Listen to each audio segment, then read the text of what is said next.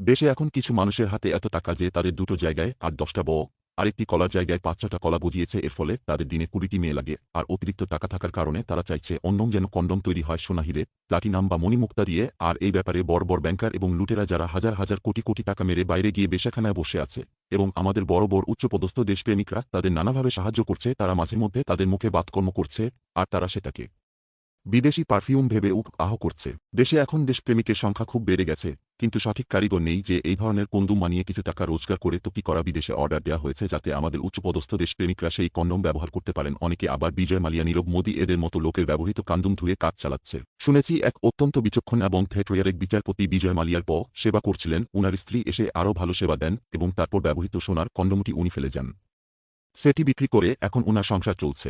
দেশপ্রেমিকরা বিদেশে গিয়ে এসব বড় বড় চোর ডাকাতদের সাথে দেখা করে আসে, যাতে হাজার হাজার কোটি কোটি টাকা আরও খরচ হয়, এবং এসব খরচ নিরাপত্তা খাতে দেখানো হয় যাতে জনসাধারণের পিছন মেরে নিশ্চিন্তে হাই প্রোফাইল বেশ্যাবৃত্তি চলতে পারে।